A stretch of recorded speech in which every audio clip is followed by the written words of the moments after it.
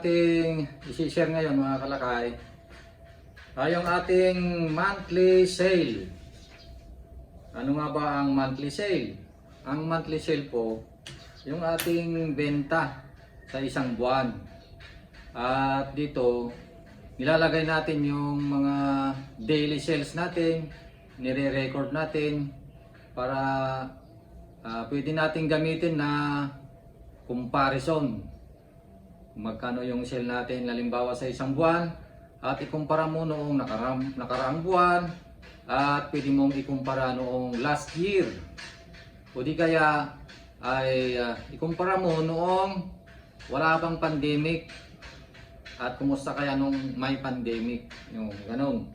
At pwede mong pagbasihan ng mga monthly sale kung ano pa ang magandang gawin para ma-improve natin yung ating negosyo. Ganyan po yung usage ng monthly sale. Kaya natin ginagawa ito para sa ating negosyo, para lalo nating mapabuti, mapag-ibayo yung ating negosyo mga kalakay. So, isi-share ko po sa inyo yung aming monthly sale at malalaman nyo dito kung magkano yung napagbintahan natin sa isang buwan at kukunin natin yung nakaraang buwan noong December 2022. Magkano kaya ang ating kabuuan na gross sale sa isang buwan na yan sa December 2022. Malalaman nyo rin dito magkano ang napagbebentahan natin sa apat na pwesto sa isang araw. Ano yung pinakamababa at ano yung pinakamalaki. Kasi maganda po na may mga record tayo, hindi lang yung may negosyo nga tayo, ayun, may napagbibintahan tayo araw-araw, hindi mo man lang na-record mga kalakay. Dapat ayusin natin ng kaunti yung ating negosyo. Dapat may mga record yan para mapagbasihan natin at yung mga mapagkuhanan natin ng mga kinukwenta natin. Halimbawa yung mga pasahod sa mga tao natin, kailangan may record tayo niyan. Yung kinukuha natin na mga materyales, kailangan may listahan yan. Kagaya po nito, ang dami kong mga notebook. Iba pa yung notebook sa araw-araw, yung pagkuha nila ng mga stocks nila, mga vendors natin, yung mga kinukuhang mga marinated chicken, mantika, breeding mix, etc. So meron yan. Ilistan tayo ng supplier ng manok, supplier ng mantika, supplier ng harina. So dapat kumpleto po yan. So, yan po yung aking may share sa inyo. Kung ako sa inyo. Pero malay ko kung ano yung diskarte po ninyo. Ang sinasuggest ko lang dito ay kailangan ay nakalista lahat. Yan. So, i-share ko sa inyo yung ating sale noong nakaraang Disyembre, mga kalakay. Okay.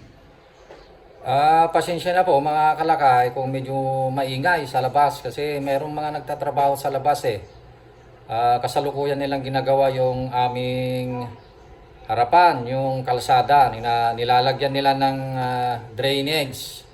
Matagal pa yan bago matapos. At kasalukuyan pa rin tayong nagpapatrabaho dito sa bahay dahil pinapinturahan natin, kasalukuyan pa nilang tinatapos at marami pa. Pero dito sa loob ay tapos naman na. Yan, tapos na. Kaya lang sa baba hindi pa tapos. Napapinturahan ko kasi ang buong bahay namin.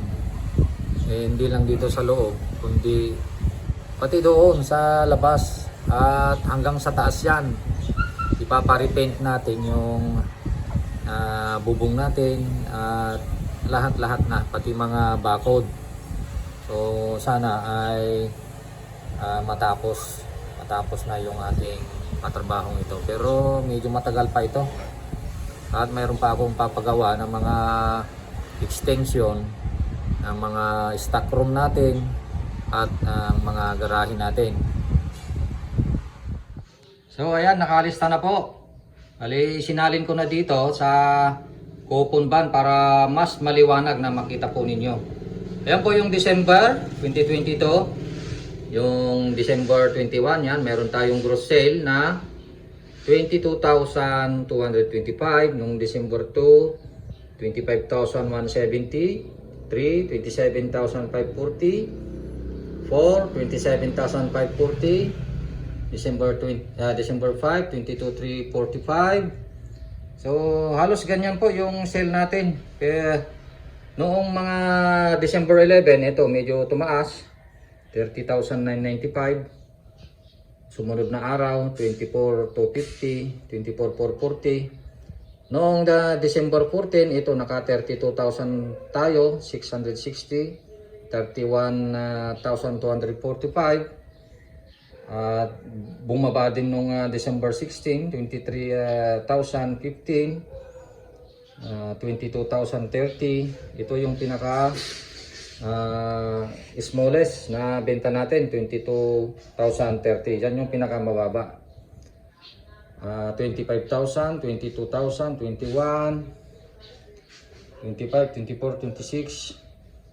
Noong December 24, yan lumaki, 31,000, 35. Ayan, 29,000, 29. Naging 31,445 noong 30. At ito yung pinakamalaki noong bago mag New Year. Itong December 31, oh. Yung pinakamalaki na gross sale natin sa isang araw, oh, naging 40,815. Biro mo ay nakakuta sila lahat. Yung apat na pwesto natin, biro mo ay nakakuta lahat. 8,110, 9,780, 12,165, at 10,760. So, meron tayong gross sale sa isang araw na 40,815. So, pagka tinutal lahat yan, meron tayo kasing holiday, hindi tayo nagtinda noong 25. Yan. Kasi pagka nagtinda ka sa araw na yan, wala namang bibili. Kasi puro busog yung mga tao dyan. Kasi noong 24 ng gabi ay talagang maraming handa ang mga tao. Kaya sa 25 ay hindi sila gaanong bumibili dahil busog pa sila at marami pa silang stock na mga pagkain. So, yearly, sa December 25, hindi talaga kami nagtitinda. So, ang lahat ng benta na yan, gross sale, sa buwan na yan ay 803,300. So, yan po yung monthly gross sale natin. Yung gross sale sa isang buwan. So, ayan. So, magkano na kaya ang ating net income dyan? Yan, sa mga nakakaalam kung magkano yung net income namin, ay makukwenta nyo na kung magkano makakalakay. Ang ating gross sale na yan na 8,000 or 803,300, kung minsan ay depende yan sa kung gaano kamahal yung ating mga ginamit na materyales. Yan. Kaya depende yan kung magkano yung net income natin. So ang masaklap dyan, kahit nakabenta ka ng 800,000 sa isang buwan, kung wala ka namang kinita, halimbawa ay mas malaki yung costing mo, yung puhunan kaysa sa suggested retail price mo, ay lugi ka na. So depende yan mga kaibigan. Kaya nga ang negosyo, hindi porket alam mo yung magluto ng fried chicken ay banat na, tira na. Yan. Hindi po ganon yung negosyong kantong fried chicken. Dahil marami po ang nalulugi sa ganitong negosyo. Kaya kung hindi natin alam ang pamamaraan, ang mga sistema ng negosyong Kantong Fried Chicken tulad nitong negosyo namin, mas maganda ay kumuha tayo ng mga magtuturo sa atin at yung honest na pwedeng magturo sa atin. Halimbawa lang sa amin kayo nagpaturo, mas maganda na. Yan, marami na po kaming naturuan na nag-avail at lahat sila mga kaibigan ay sa ngayon halos silang lahat ay kumikita na. At yung mga iba pa na mga bago na mga nag-avail ay kasalukuyang nagpra-practice at nagsasanay sa mga pagluluto, pagpapakrispy ng kanilang chicken, pagpapajuicy ng kanilang chicken. Dahil lahat dito ay tinuturo po namin. Ayan. Kaya kung ako sa inyo, halimbawa kung may negosyo na kayo na fried chicken at hindi naman kayo kumikita, ay mag-isip-isip na po kayo. Baka mali yung sistema ninyo, mali yung mga procedure, may kulang sa mga ingredients, may sobra sa mga ingredients, ay tignan na lang ninyo mga kaibigan, mga kalakay. Bakit din nyo subukan yung 1K package namin, mga kalakay, para masubukan ninyo kung paano ang kumita na gaya sa amin.